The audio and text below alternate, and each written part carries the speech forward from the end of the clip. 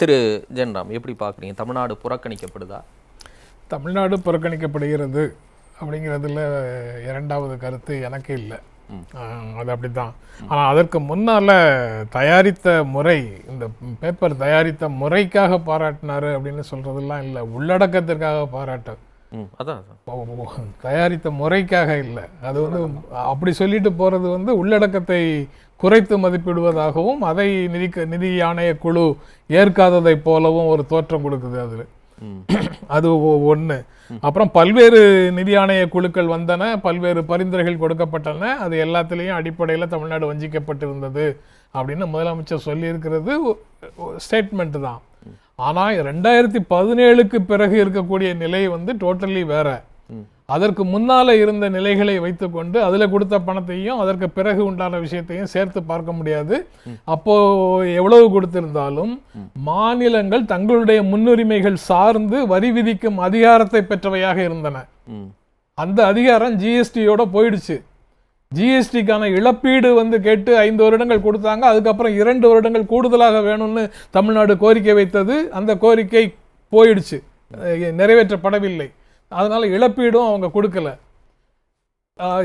மீதி மது, பெட்ரோல் தவிர கிட்டத்தட்ட வேற எந்த விஷயத்துக்கான வரியையும் விதிக்கும் அதிகாரம் மாநிலங்களுக்கு இல்லை. இந்த சூழல்ல இருந்து தான் நீங்க பார்க்கணும். யூபிஏ 17க்கு பிறகு ஆட்சிக்கு வரல. இந்த ஜிஎஸ்டி சிச்சுவேஷன்ல காங்கிரஸும் திமுகவும் ஒன்றிய அரசுல ஆட்சியில இல்லை. அதற்கு முன்னால கொடுத்த காசு எல்லாம் மாநிலத்தில் ஏற்கனவே வரி விதிக்கும் அதிகாரம் இருந்து அதன் வழியாகவும் வருவாயை பெற்றுக்கொண்டிருந்த பீரியடு. அதனால இந்த பீரியட்ல கொடுத்ததையும் ஜிஎஸ்டியோட சேர்த்து உண்டான அமௌண்ட்டையும் அந்த தொகையையும் ஒப்பிட்டு நாங்கள் அதிகமாக கொடுத்தோம்ங்கிறது ஒரு மோசடியான சித்திரத்தை கொடுக்கிறது. இல்லை, அதே மோடி அரசாங்கம் தான் 32% 42% வரைக்கும் அந்த அதிகார பகிர்வு, அந்த எண்ணிக்கையை உயர்த்தி கொடுத்தாங்க. அதை யாருமே பேச மாட்டேங்கிறாங்கன்னு ஒரு கருத்து வருது. இல்லை, ஏன் அதை 50% இதை கொடுக்கணுங்கிற கோரிக்கை 70கள் 80கள்ல இருந்து இருக்கு. ஆமா, அதுல இப்போ 40க்குங்கிற லெவலுக்கு இப்போ வந்திருக்கிறாங்கன்னு வச்சுக்கோங்க. வேற எந்த விதமான வரி வருவாய்களும் மாநிலங்களுக்கு இல்லாத சூழல்ல இதை கூட கொடுக்கலன்னா மிகப்பெரிய கொந்தளிப்பு இருக்கும். அதனால அதை கொடுத்து தான் ஆகணுங்கிற நிலைமையில 41 அப்படின்னு சொல்லி கொடுத்தாங்க. 42ம் உடனடியாக 41 ஆயிடுச்சு. அது போக கருணா குறிப்பிட்ட மாதிரி, லெனின் குறிப்பிட்ட மாதிரி செஸ், சர்சார்ஜ் எல்லாம் போட்டு அந்த டிவிசிவ் பூல் அப்படிங்கிறது, அதாவது வரி வருவாயில செஸ் இதெல்லாம் கழிச்சுட்டு மீதி இருக்கிற தொகையில தான் உங்களுக்கு எவ்வளவு எனக்கு எவ்வளவுங்கிறத நாங்க தீர்மானிக்கிறோம். அந்த டிவிசிவ் பூல் குறைஞ்சு போகுது. ஏன்னா செஸ்ஸும் சர்சார்ஜும் இங்க இருந்து எடுத்துட்டு போறதுனால. அதனாலதான் இந்த தடவை முத்தரசன், பாலகிருஷ்ணன் அரசு எல்லாமே அப்படி நீங்க அதுலதான் அதையும் இன்க்ரீஸ் பண்ற போக்குல இருந்தீங்கன்னா அதுலயும் 50% கொடுத்துருங்க அப்படிங்கிற கோரிக்கையை முன்வைக்கிறாங்க. அது போக இது அடிப்படையில் இன்னொரு இடத்துல ஒரு மோசடி இருக்கு. மோசடினா அதாவது அதனால வஞ்சிக்கப்படுகிறதுன்னு சொல்றேன். மக்கள் தொகை அடிப்படையிலான ஒதுக்கீடு அப்படின்னு வருது இல்லை, அந்த ஃபேக்டர் இருக்குல்ல, அந்த நிதி பகிர்வுல மக்கள் தொகை, பரப்பளவு, ஃபாரஸ்ட், இந்த மாதிரி பல்வேறு ஃபேக்டர்ஸ்ல மக்கள் தொகை 1971 முதல்ல அளவீடாக இருந்தது. இப்போ அதை 2011 மாத்திருக்கிறாங்க.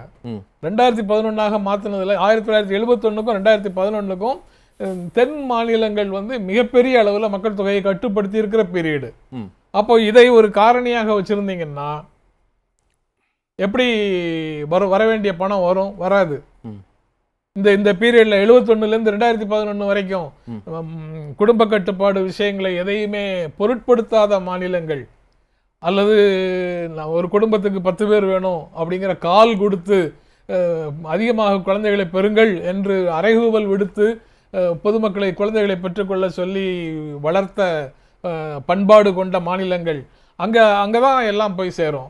அது தவிர்க்க இயலாதது ஒண்ணு. அதற்கு பிறகு ஜிஎஸ்டி இழப்பீட்டுல முரண்பாடு இருக்கு. உரிய காலத்திலேயே அவங்க கொடுக்கல. சரி, இல்ல இந்த மாதிரி தமிழ்நாடு வஞ்சிக்கப்படுதுன்னு சொல்லும் போது நாடாளுமன்ற தேர்தலுக்கு முன்பா நிதியமைச்சர் நிர்மலா சீதாராமன் நம்ம தமிழ் நாளிதழுக்கு ஒரு பேட்டி கொடுத்துருந்தாங்க. அது எனக்கு நினைவு இருக்கு. அதில் அவங்க என்ன சொல்லியிருந்தாங்கன்னா, தமிழ்நாட்டுக்கு உரிய நிதி பகிர்வு வழங்கப்படலை அப்படின்னு சொல்லப்படும் போது அவங்க சொன்ன வார்த்தை, கொஞ்சம் முன்னப்பின இருக்கலாம், ஆனால் இந்த பொருளை தான் அவங்க சொன்னாங்க. தமிழ்நாடு அரசு சாதுரியமாக செயல்பட்டால் அவங்களுக்கு தேவையானது கிடைக்கும், அந்த நிதி பிரிவை அவங்க பெற்றுக்கொள்ளலாம், அதை விடுத்து வேறு விதத்துல செயல்பட்டா அது கிடைப்பதற்கான வாய்ப்பில்லை அப்படிங்கிற ஒரு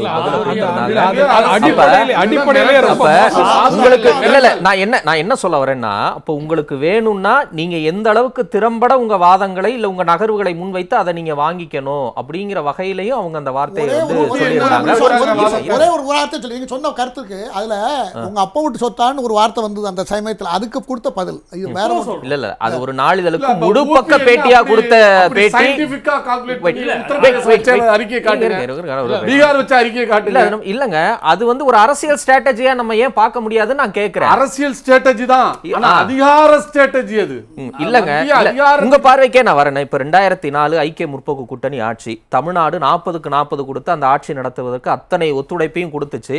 அப்ப தமிழ்நாட்டுக்கு நிறைய விஷயங்கள், தமிழ் செம்மொழி உட்பட பல கிடைச்சது. 13 மந்திரிகள் இருந்தாங்க, 7 கேபினெட் உட்பட முக்கியமான மந்திரிகள்லாம் இருந்தாங்க. உடனே தமிழ்நாடு அப்ப மேல இருந்ததுன்னு யாராவது பேசுவோமா? கிடையாதுல. அப்ப ஏதோ ஒரு அரசியல் ஸ்ட்ராட்டஜி, ஏதோ ஒரு அரசியல் கணக்கு இருக்கு. நமக்கு வேணுங்கிறத எந்த அளவுக்கு செயல்படுத்திக்கலாம். அமைச்சர்கள் இருந்தா மட்டும் தமிழ்நாட்டுக்கு எல்லாம் வந்துராது. ஸ்ட்ரக்சரலி அமைப்பு இருக்குல்ல, அந்த அரசு அமைப்பு இருக்குல்ல, அந்த அமைப்புல வந்து மாநிலங்களுக்கான நிதி பகிர்வு அப்படிங்கிறதுல சில சிக்கல்கள் இருக்குங்க. அப்ப நம்மளுடைய செயல்பாடு தான் அதை தீர்மானிக்குதா, நம்ம அரசியல் நகர்வுகள் அதை தீர்மானிக்குதா?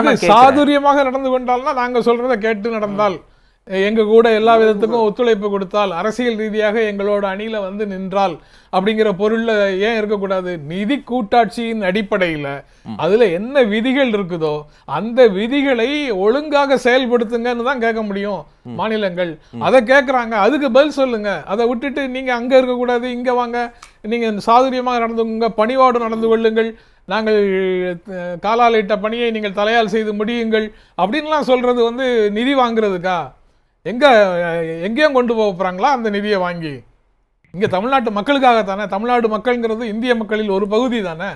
அப்புறம் தமிழ்நாட்டு மக்களுக்கு நன்மை செய்யக்கூடிய நிதி பகிர்வை கொடுங்கன்னு சொல்றதுக்கு 1000 கண்டிஷன் போடுறீங்களே, அதுவும் ஒரு பிரச்சனை. இந்த கண்டிஷன் போட்டு அது உங்க அக்கவுண்ட் பணமான்னு பொது வழியில சொன்னதுனால அது வேற. அந்த டைம்ல சொன்ன அந்த இது ஒரு நாளிதழுக்கு கொடுக்கப்பட்ட முழு பேட்டியில இருந்து நான் கேக்குறேன்.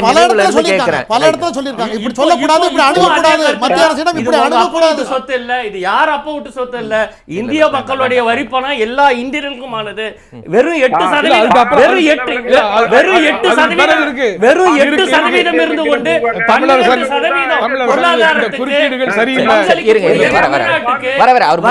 வரி பகிர்வில் அநீதி நடந்தால் அதை நிச்சயமா நாங்க கேட்போம், நிச்சயமா அதை கேட்போம். அதுல ஒன்றும் சந்தேகம் இல்லை. எந்த மாற்று வரதராஜன் அடுத்து நீங்க தான் பேச போறீங்க. இருங்க வரதரா, அடுத்து நீங்க தான் பேசுறீங்க.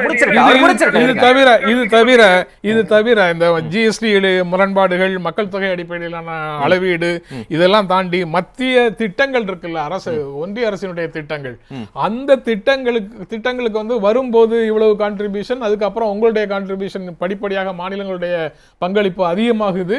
இந்த மாதிரி ஒன்றிய அரசு கொடுக்கக்கூடிய மானியங்கள்லயும் சிக்கல்கள் இருக்கு. அந்த மாதிரி ப்ராஜெக்ட்ஸ் எல்லாத்துலயும் மாநிலங்கள் பாதிக்கப்படுது. அந்த வகையிலையும் தமிழ்நாடு சிக்கலுக்குள்ள இருக்கு. தேசிய பொருளாதாரத்துக்கு முக்கியமான பங்களிப்பை தமிழ்நாடு கொடுத்தாலும் அவங்களுக்கு வரி வருவாயில பங்கு அப்படின்னு வரும்போது மாநிலத்துக்கு குறையாக வருது. இது வந்து மாநிலத்தினுடைய சார்பு நிலையை அதிகரிக்குது. அங்கேருந்து தான் பணம் வரணும், அது வந்தால் தான் இங்கே வேலை நடக்கும் அப்படிங்கிற சூழல்ல ஒன்றிய அரசை சார்ந்து மாநில அரசு செயல்பட வேண்டியது இருக்குது. அது மாநில சுயாட்சியின் வேர்களை அரிக்குது, அடித்தளத்தை தகர்க்குது. அந்த மாதிரி சிக்கல்களும் அதுக்குள்ள இருக்கு. தொழிலையும் ஏற்றுமதியிலையும் சிறப்பாக செயல்படுகின்ற காரணத்தினால கான்ட்ரிபியூஷன் வந்து தமிழ்நாடுடைய கான்ட்ரிபியூஷன் அதிகமாகிட்டே இருக்குது. ஆனால் வரக்கூடியது எதுவுமே வரல. கட்சி அரசியல் பார்த்து இந்த சாதுரியமாக நடந்து கொள்ளணும் அப்படின்னு பாகுபாடு, மாநிலங்களுக்கு இடையில பாகுபாடு பார்க்குறாங்கல்ல, அது ஒரு மேஜர் ஃபேக்டர். தமிழ்நாட்டில் பேரிடருக்கான உதவி கேட்டால் கூட இன்னும் கொடுக்கறது இல்லை. காலநிலை மாற்றத்தை அடிப்படையாக வச்சு ஏதாவது சப்போர்ட் இருக்கான்னா அந்த சப்போர்ட்டும் இருக்கிறது இல்லை. இங்கு நாங்கள் தேவையான நிதி நிர்வாகத்தை ஏற்படுத்தி கொள்ளக்கூடான வாய்ப்பையும் ஜிஎஸ்டி மூலமாக தடுத்துட்டீங்க. அதற்கப்புறம் அங்கேருந்து பணம் கொடுக்கறதுலையும் நாங்கள் கொடுத்தோம்னு சொன்னால் அது என்ன பொருள்? ரைட். நாங்க கொடுத்தோம்னு பேசுறதே முதல்ல தப்பு. ஜென்ராம் சொல்லுங்க.